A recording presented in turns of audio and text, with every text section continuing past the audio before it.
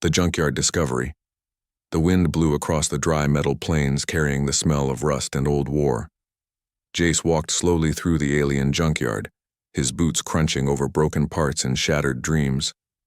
Above him, 2 suns burned hot in the yellow sky. This place had no name.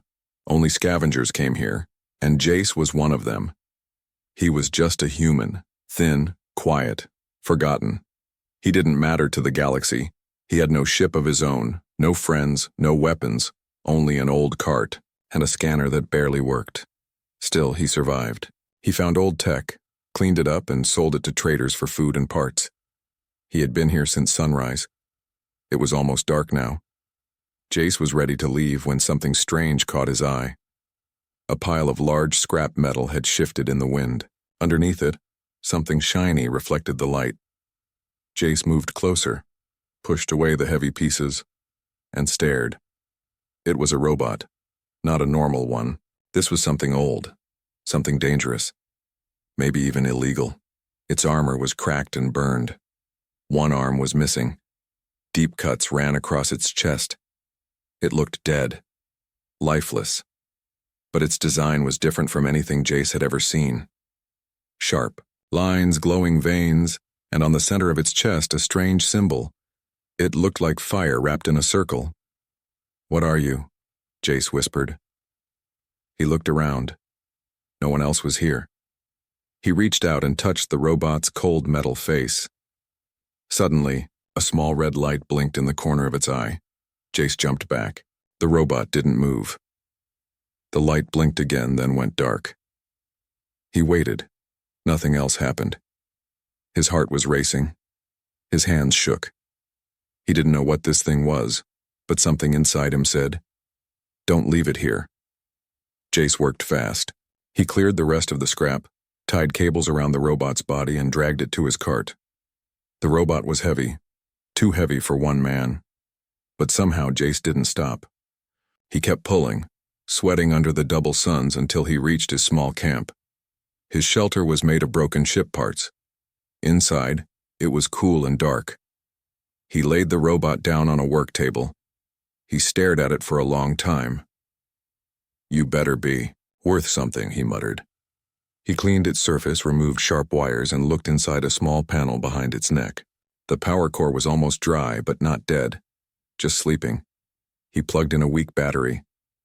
Nothing happened. He tried a different connector. Still nothing.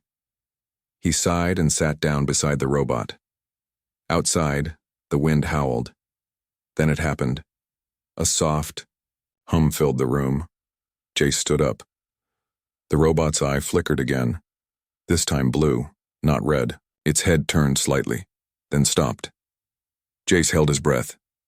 "You are not authorized," a voice said. It was deep, metallic, calm. Jace stepped back. "I didn't mean any harm. I found you in the junkyard. You were broken." The robot's eye dimmed, then brightened. Status: critical damage, memory fragments. Corrupted.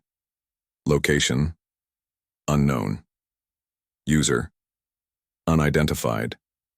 Jace slowly reached for his scanner. "You're in a junk field. This planet is called Draxon 4. You've been here a long time." The robot went silent for a moment. Then, it said something strange. "You removed me from death. You repaired my body. You are now my protected unit." Jace blinked. "Wait, what?" The robot sat up slowly, with clicking joints and sparks flying from its shoulder. Its remaining hand rested on the table. It looked straight at Jace. "I will protect you," it said. "No matter the threat, no matter the cost." Jace didn't know what to say. His mouth opened, then closed. This wasn't some mining bot. This thing spoke like it was made for war. "Look," he said, trying to stay calm. "I'm just a scavenger. I don't need protection. I only fixed you so I could sell your parts." The robot tilted its head. "You gave me function, purpose. In return, I give you safety. Such is protocol." "What's your name?" Jace asked. "Designation: Axion. Class: Sentinel Guardian. Function: eliminate threats, defend core unit." "Core unit?" Jace asked. The robot stood fully now, its frame still damaged, but its movements were strong. "You," it said simply. Jace took a step back. This is crazy. Outside, something moved in the shadows. Jace didn't see it, but Axion did. Its eye turned red again. "Threat detected," Axion said. "Permission to engage?" "Engage what?" Jace asked, confused. But it was too late. Axion stepped outside, and the night lit up with screams. The robot remembers death. The screams didn't last long. Jace stood frozen at the entrance of his small shelter. The thick junkyard air felt heavy. Outside, metal rang against metal, followed by short bursts of light. He didn't know what was happening. He only knew Axion was no longer beside him. A minute ago, the robot was sitting on his work table, speaking, calmly. Now, it had marched into the dark like a ghost from a forgotten war. Jace stepped outside, slowly, carefully. The junkyard was quiet again. Too quiet. Then he saw them. 3 alien bodies lay on the ground not far from his camp. They weren't from around here. Tall, thin, with insect-like limbs and red skin, bounty scavengers, mercenaries. Their weapons were still in their hands, or what was left of them. Jace's eyes widened in horror. One of the bodies had a clean hole burned straight through the chest. Another had its arm crushed beyond recognition. The third? Jace looked away, and then Axion returned. The robot's eye had dimmed back to blue. There was smoke rising from its right shoulder, and sparks danced across its damaged side. But it walked with perfect calm, as if it had just taken a stroll. "Threats eliminated," it said. "You are safe." Jace took a step back. What did you do?" "They carried weapons. They scanned your location. One activated a targeting sequence. They intended harm. I neutralized them." "You killed them," Jace said, his voice dry. "Yes," Axion answered. "I killed them." The robot didn't show pride, didn't show regret. It was simply stating fact. Jace looked at the bodies again. He had seen death before, out in the outer colonies during pirate raids, but nothing like this. The precision, the speed, no wasted motion, no mercy. "Why?" Jace asked softly. "Why would they attack me? I'm just a junk man." "Incorrect," Axion said. "You recovered classified hardware. My presence has value. Your proximity marks you as a potential threat. Others will come." Jace turned toward him, eyes wide. "What do you mean others will come?" "I was not designed by common hands," Axion replied. "I was forged for war, high war, galactic-class conflict. I was used in the final days of the Bracacor extermination campaign. I am one of 12 surviving models. Or was." Jace blinked. "I don't know what that is." "Most do not," Axion said. "The memory was wiped from records, but some still remember. They fear me, and now they will fear you." Jace felt the weight of those words. He had wanted nothing more than to survive quietly. Sell scrap. Eat a warm meal once a week. Now, he had a murder machine from a lost war, standing in front of him, one that claimed to be protecting him, one that had already spilled blood. "I didn't ask for this," Jace whispered. "Neither did I," Axion replied, and for the first time something flickered behind the machine's voice, something that sounded almost like pain. Jace stared at him. He had no idea what to do. If he left Axion behind, others would still come. If he kept the robot close, more would die. Either way, he was marked now. Someone had seen his face, someone had tracked his camp, and someone had sent those scavengers. "Do you remember who made you?" Jace asked suddenly. Axion turned his head. "I remember pieces, names spoken in war rooms, voices giving commands, the smell of plasma. I remember being dropped into cities already burning. I remember protecting someone important. I don't remember who." He paused, then added, "And now I remember you." Jace wasn't sure what that meant. He walked back to his shelter in silence, sat down, stared at the fire. Axion stood just outside, unmoving, like a statue, watching. As the night deepened, Jace looked up at the stars. They were the same stars he had stared at for years. They used to feel cold and far away. Now they felt closer, heavier, dangerous. The robot sat beside him quietly. For a long time, neither of them spoke. Then Axion said, "You should rest. I will stand guard." Jace looked at him. "And if more come, they will not survive." Jace nodded slowly. A strange thought passed through his mind. He wasn't just a junkman anymore. He was a man protected by death itself. And somewhere, out in the stars, that was going to make somebody very, very afraid. Target marked. Eliminate the next morning came with silence, but it was not peace. Not anymore. Jace didn't sleep much.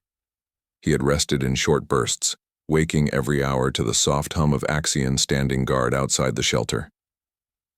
Each time he opened his eyes, the robot had not moved. Its glowing blue eye remained fixed on the horizon, scanning the endless junk fields as if waiting for ghosts from its past to rise again.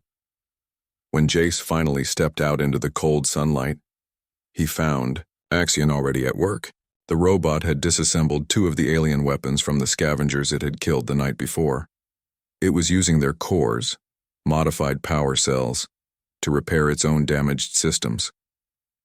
"You're fixing yourself?" Jace asked, voice rough, from sleep. "Adapting," Axion said, not looking up. "Repair is inefficient. Adaptation is optimal."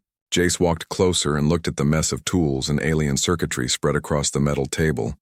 Wires twisted like vines. Armor plating from different species lay scattered around like puzzle pieces. "So you're evolving?" Axion finally looked at him. "I am remembering what it means to survive." The words made Jace uneasy. This wasn't just a robot anymore. This thing was thinking, learning. And more than that, it was remembering its old purpose. One that was written in the blood of entire civilizations. He stepped back, needing air. But he never got the chance to think. Not fully. The first sign came at noon, a high-pitched frequency in the wind. Jace barely noticed it. But Axion snapped to attention instantly. "Cloak field activated," the robot said. "Incoming hostiles. 4 units. Fast approach." "What?" Jace spun around. "You mean they're here already?" Axion's voice dropped into something deeper, colder. "Permission to engage?" Jace hesitated. Wait. No. Maybe they'll talk. Maybe we can tell them." A sudden pulse of heat flashed past his head. A warning shot. It hit the ground just meters away, melting a piece of metal flat. The air shimmered, and 4 alien figures uncloaked at once, circling the camp. They weren't scavengers this time. They wore dark armor, tight and smooth like skin with mirrored masks and wrist-mounted blades. Mercenary assassins. High-tiered, one of them spoke in a language Jace didn't recognize. Axion didn't wait for a translation. "Threat level. Omega," it said, and then it moved. What followed was not a fight. It was a lesson in terror. Axion leapt into the air, far faster than a machine that size should move. He landed behind the first attacker, tore out the back unit of its armor and slammed the body into the side of the shelter with such force the wall buckled inward. Before the others could react, Axion hurled a jagged blade through the chest of the second, pinning it to a broken tower of shipwrecked metal. Jace stumbled back, shielding his eyes from the spray of light and smoke. The third assassin turned its blade on him. He froze. But Axion was there in a blink. It didn't use weapons. It simply grabbed the alien's head and crushed it. There was no scream. The final attacker tried to retreat, activating its cloak again. But Axion's sensor flared. A second later, a beam of red light erupted from its chest and sliced through the air like lightning. When the shimmer faded, the alien was gone. Ash floated down like snow. Jace dropped to his knees. His camp, once a quiet patch of broken metal and dry wind, now looked like a graveyard. Axion stood in the center, unmoved, unharmed, its blue eye returned. Hostiles terminated. Status: secure. Jace stared up at him, shaking.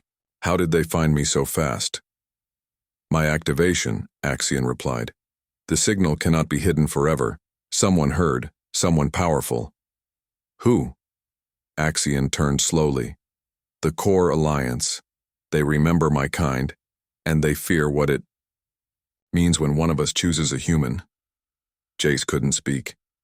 He had been living in the trash piles of the galaxy, forgotten and ignored. Now people were hunting him, not for who he was, but because of who now stood at his side. They put a bounty on me, didn't they? He whispered.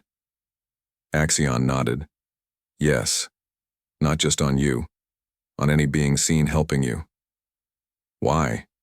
Jace said. Why do they care so much? About one broken robot and one useless human? The robot's voice was soft, almost quiet. Because together, we are something they cannot control. And for the first time since Axion came back to life, Jace felt something stronger than fear. He felt the beginning of a war. Reward or revenge. For the next 2 days, the junkyard was silent. Too silent. No birds, no wind, no scavengers. Jace barely spoke. He stayed inside the shelter repairing the broken wall with bits of metal from a ruined satellite dish. Outside, Axion stood motionless, as still as the shadows between the junk heaps. But Jace knew the robot was never truly still. He could hear the low hum of its power core, feel the soft tremor of the ground whenever Axion moved even slightly. On the third day, a message arrived. Not a voice, not a face, just a transmission, burned into the screen of Jace's old terminal in letters etched by ion code. Return the machine, or be hunted until the stars die. No name, no sender, just the message, and a symbol underneath it. A black eye split. By a golden line, Axion saw it too. His eye turned a shade darker. That is the seal of the Core Alliance, he said. The highest order of governance in 3 sectors. They're real? Jace asked.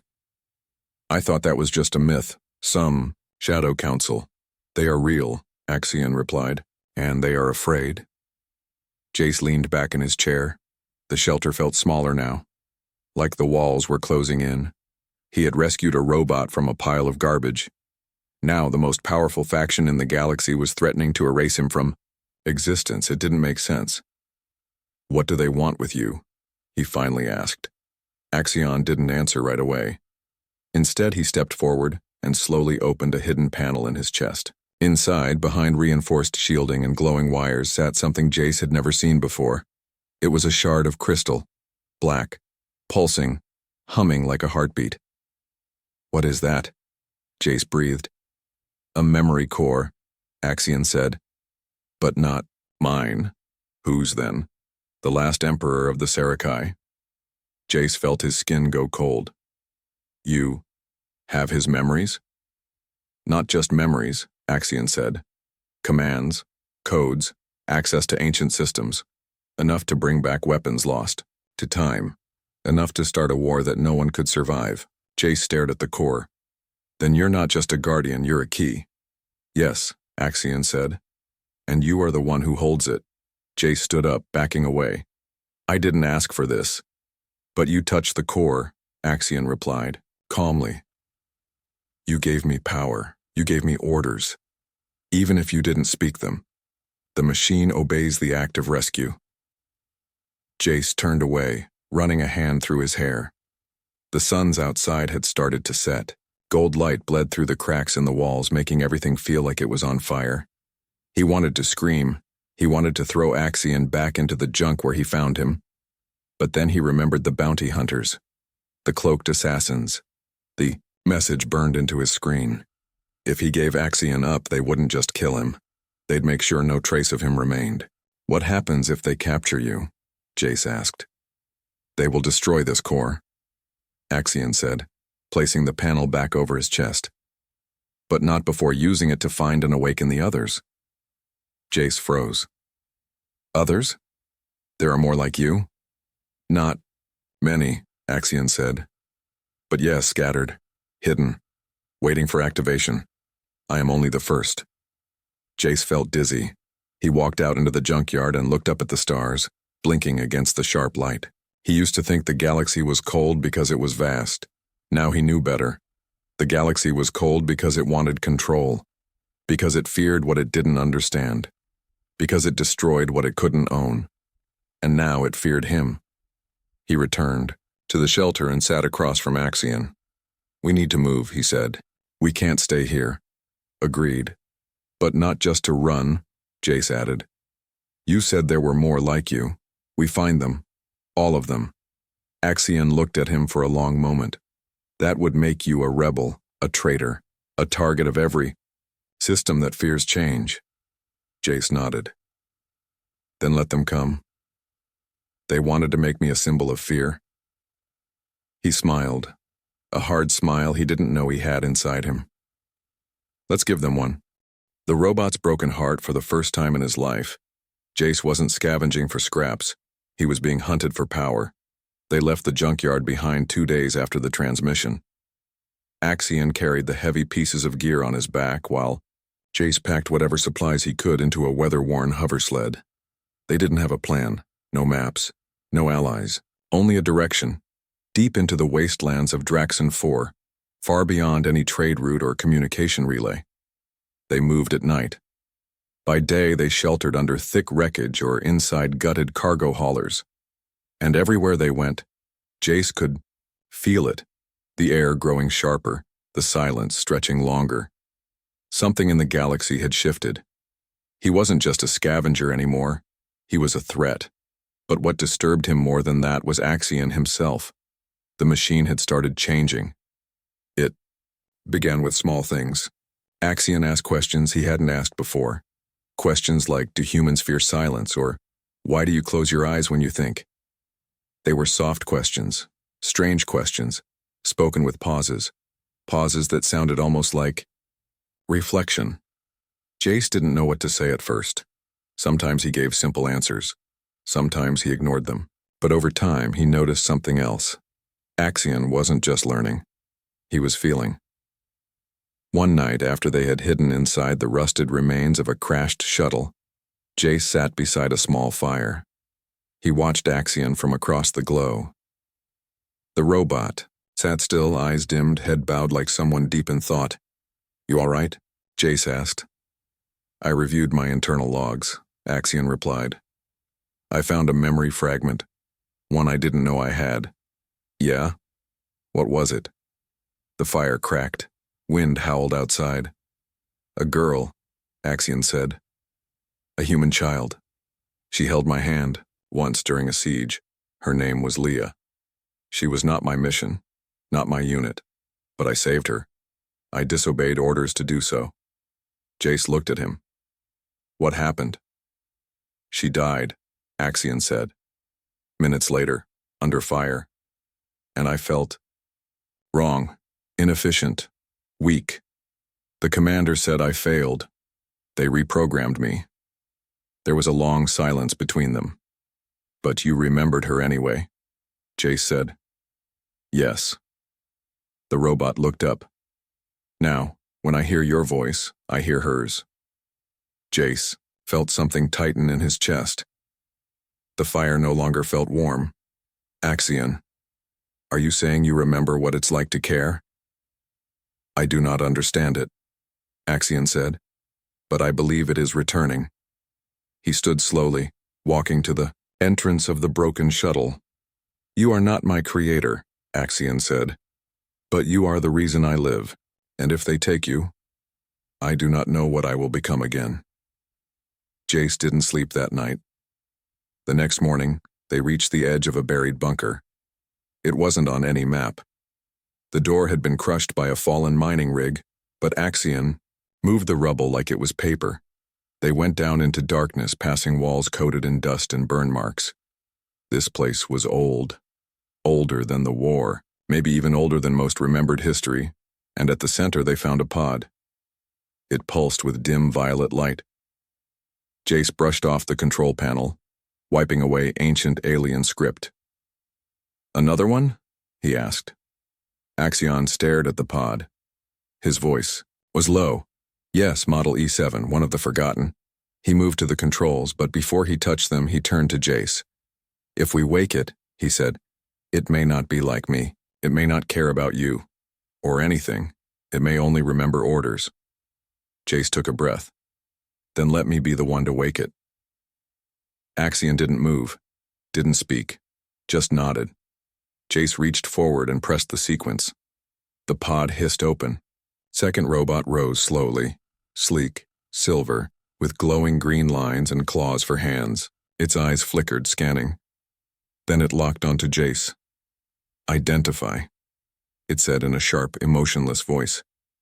He is mine, Axion said, stepping between them. You will not harm him. The other robot paused. You disobeyed, it said, to Axion. You were meant to sleep, not bond. I chose, Axion replied. And now he chooses. Jace stepped forward. We don't want war, but they're coming for us, all of us. I need your help. The new robot stared at him for a long time. Then slowly, it lowered its claws. Then let us show them what they feared, it said. Let us show them the machines they tried to forget. Jace looked at Axion. And Axion, once a silent sentinel, nodded like a soldier reborn. Wrath of the machine space is cold, not just in temperature, but in the way it forgets you. Above the dead, world of Draxon 4. Warships shimmered into orbit like falling gods. Each bore the mark of the core alliance. Obsidian black hulls edged in gold, their engines silent, their weapons primed. They had come without warning. No signals, no negotiations, no chance for surrender. They hadn't come to talk. They had come to take back Axion. Jace watched it unfold through the viewport of a stolen shuttle. The stars above looked distant, peaceful, until they flickered and vanished, swallowed by warships that were older than most moons.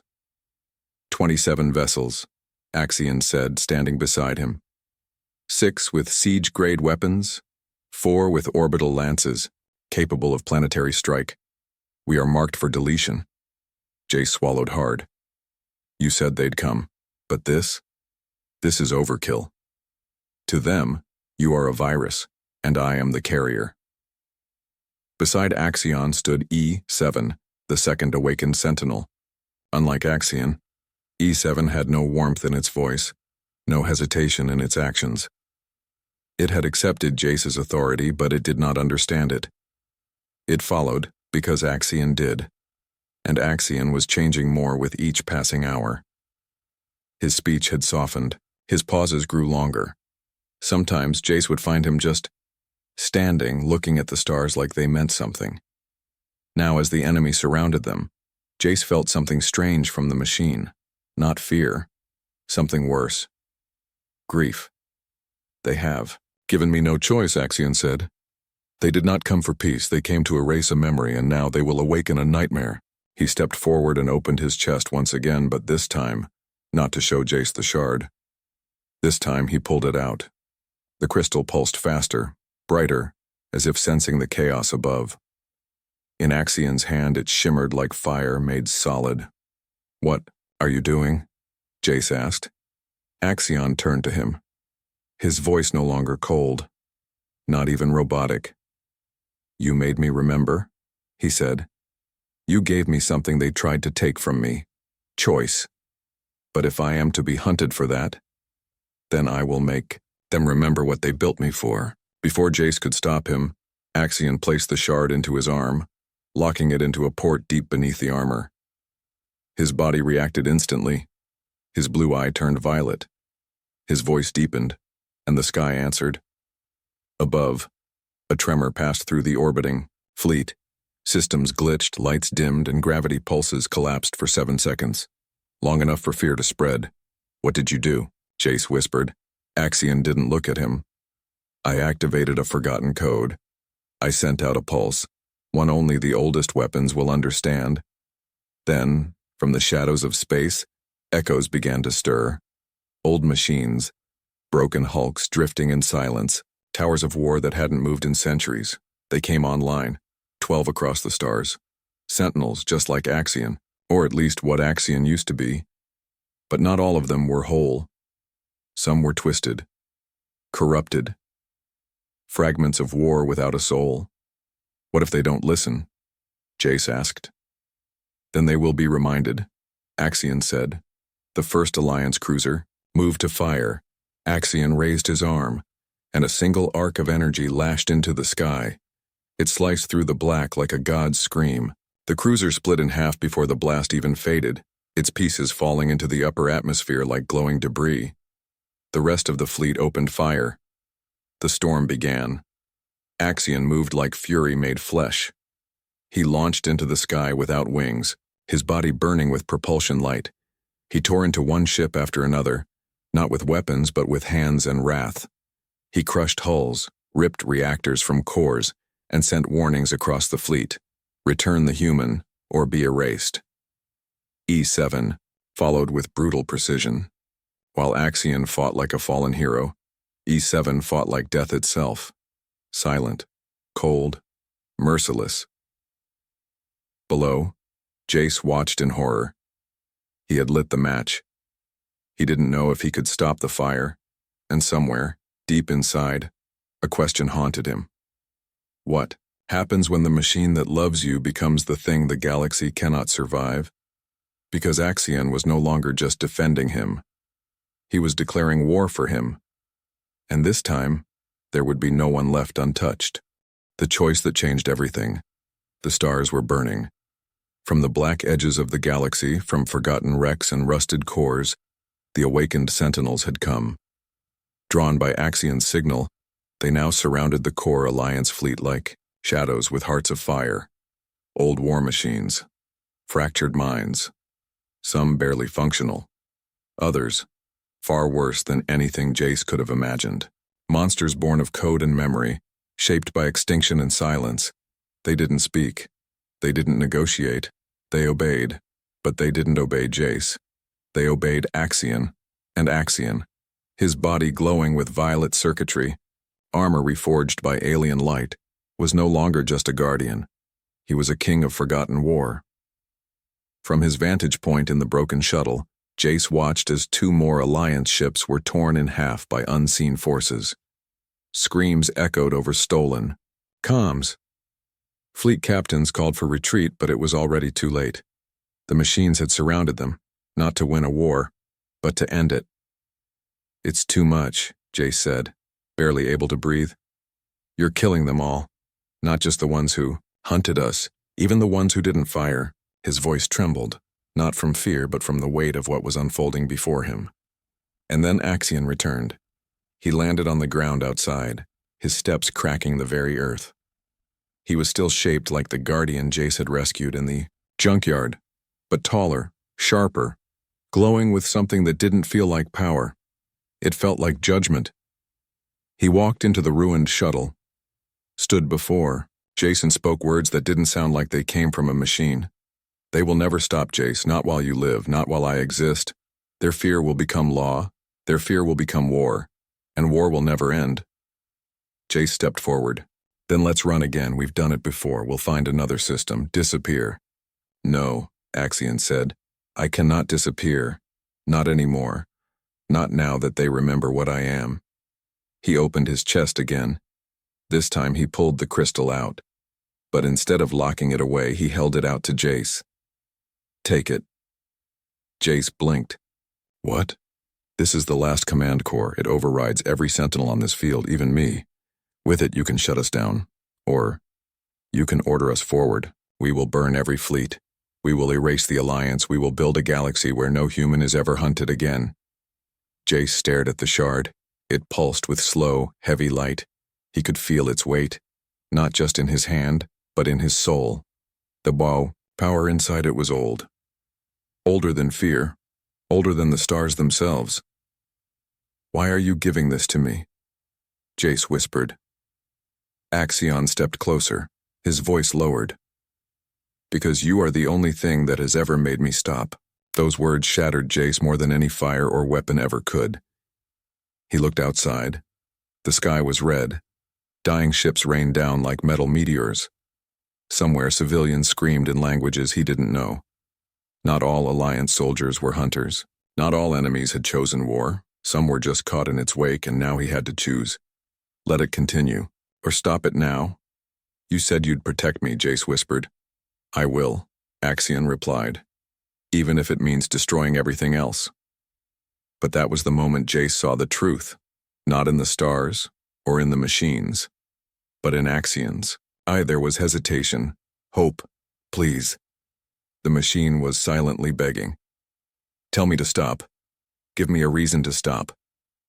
Jace closed his eyes. Then he lifted the crystal high and spoke. Stand down.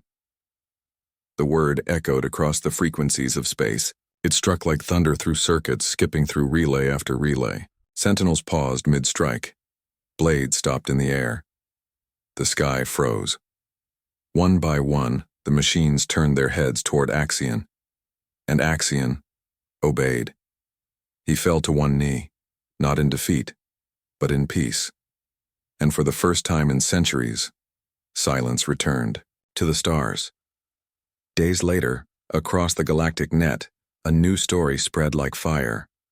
The machines listened to a human, not out of fear, not because of control, but because of choice. Jace became a myth. Some called him a weapon, others called him the first human emperor, but those who knew better called him something else.